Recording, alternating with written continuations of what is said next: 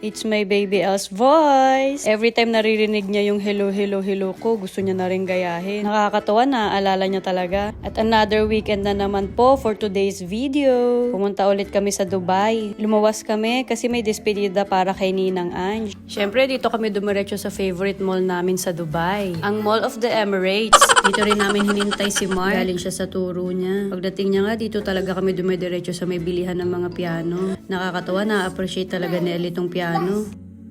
Ready? Oh, ABCD daw. 2, 3. Go. B, C, D, E, F, G, H. Sing, baby.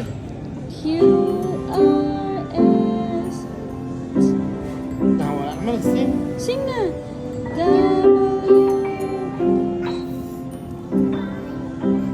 Z. Now I know it. Next time, won't you sing with me? Time. Nakakaloka naman tong batang to. Parang ako naman ang kumanta. Ng mga oras nga to, hinintay namin si Kuya Jun at Jam. Makikita kami ulit dito sa MOE. At dito na kami magdi-dinner. Pinababa ko nga sa stroller to si Elle kasi kawawa naman ilang oras nang nakaupo. Pagkababa niya nga, ayan, laro ng laro. Kung ano nung ginagawa sa buhay. Mating na rin dyan sila Kuya Jun at nilaro na yan si Baby Elle. Nakakatuwa talaga no pag may bata sa pamilya. Nandito lang din kami sa harap ng restaurant nakakainan namin. Mga 20 minutes din kaming naghintay kasi palaging puno tong PF Changs. As in, tuwing kakain kami dito, laging waiting.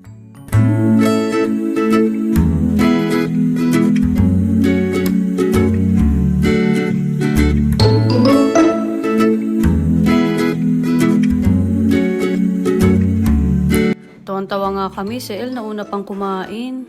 At dumating na nga kami dito sa tutuluyan namin. Sobrang salamat sa Demesa family sa laging pagpapatuloy sa amin dito sa bahay nila tuwing pupunta kami ng Dubai. Grabe, sobrang ganda nitong design nila para sa despedida ni Ninang Ange. Ninang pala ang tawag ko kasi ninang namin siya ni Mark sa kasal. At pupunta na siya sa Ireland para dun magtrabaho. Nakakalungkot pero ganun talaga. Kung saan may mas magandang opportunity, syempre dun tayo pupunta.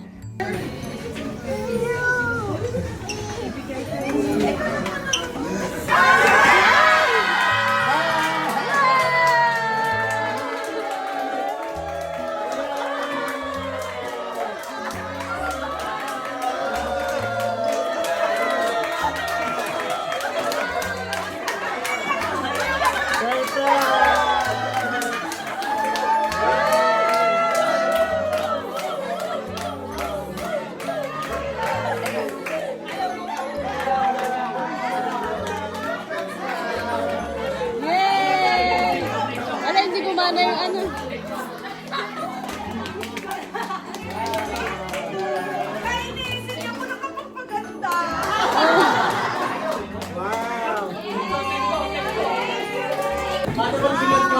Birthday mo!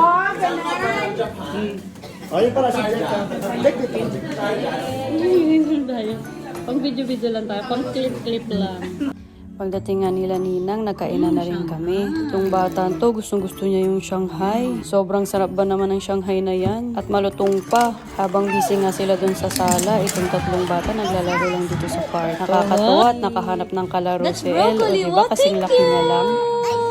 Oh, broccoli. Ngam ngam ngam yummy.